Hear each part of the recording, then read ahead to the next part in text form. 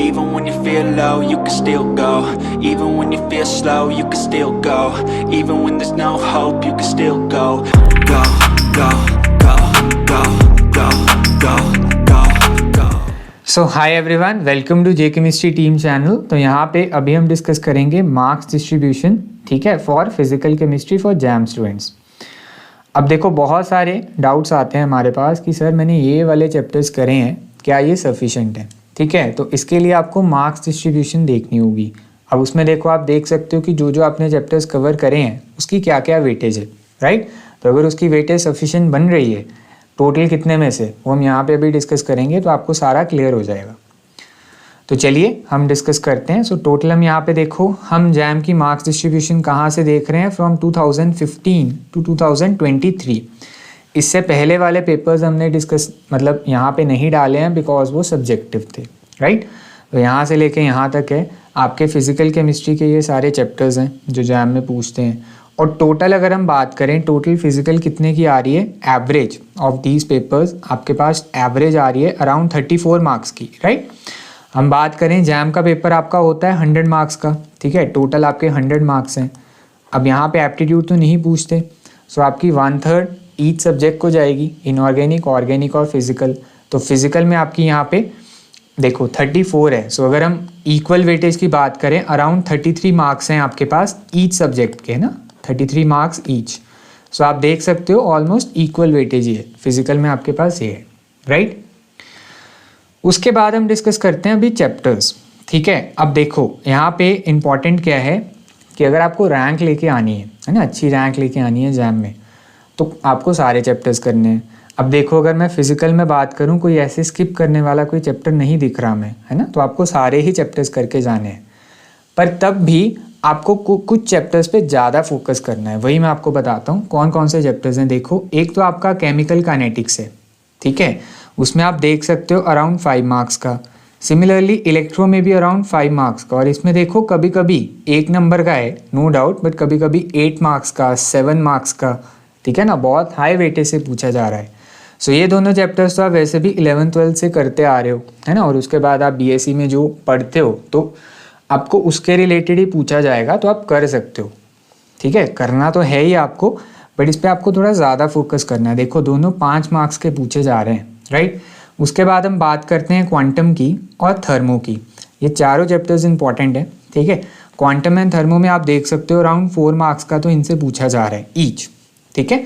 सो quantum यहाँ पे देखो, ज़्यादा क्वांटम टफ नहीं है, एटॉमिक स्ट्रक्चर ही बोलते हो आप इसको। तो हाइड्रोजन एटम का बेसिक लाइमन बाल्मर सीरीज़, या फिर फोटो इलेक्ट्रिक इफेक्ट के बारे पूछ लिया अभी, जैसे रिसेंट में पूछा था, तो ज़्यादा टफ नहीं पूछते। और एट मैक्स आपका पार्टिकल इन 1D बॉक्स तक आपको अच्छे से क्लैरिटी होनी चाहिए। तो आप क्वांटम भी करोगे अच्छे से, atomic structure he basically, and thermo भी, राइट।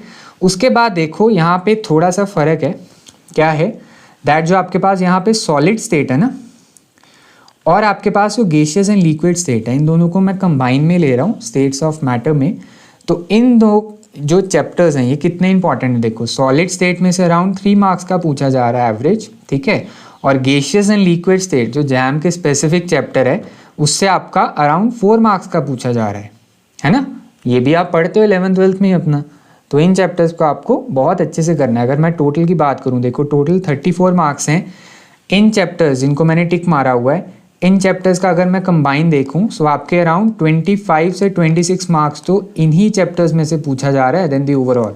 सो इससे साफ पता लग रहा है कि हमारा फोकस इन चैप्टर्स पे होना चाहिए, है ना। So I will call them as the top chapters. आगे मैं अभी आपको डिस्कस करता हूँ। उसके बाद देखो, आपके पास जैसे इक्विलिब्रियम है, सरफेस है, फिजिकल स्पेक्ट्रोस्कोपी है और सॉल्यूशन है। पूछते हैं, ज़्यादा नहीं पूछते। ज़्यादा नहीं मतलब, जैसे करना तो आपको है अगर आप रैंक के लिए एम कर रहे हो, बट आपका ज़्यादा फोकस इस वाले पे होना चाहिए, ठीक है। सो जैसे रेस्ट आपके कितने नंबर बचते हैं, 8 नंबर बचते हैं, उसमें से आपका बाकी चैप्टर से पूछा जा रहा है। तो आप देख सकते हो उसमें 3 मार्क्स का, ठीक है, 1 मार्क का, 2 मार्क का, इस तरह पूछ रहे हैं। तो मतलब हमने समराइज़ क्या किया कि अगर मैं बात करूँ टॉप चैप्टर्स की, ठीक है, टॉप चैप्टर्स की जिन पे आपको बहुत ज़्यादा फोकस करना है, वो आपके चैप्टर्स कौन कौन से हैं। एक तो आपका काइनेटिक्स, ठीक है, एक आपका इलेक्ट्रो, देन उसके बाद आपके पास quantum which is your atomic structure,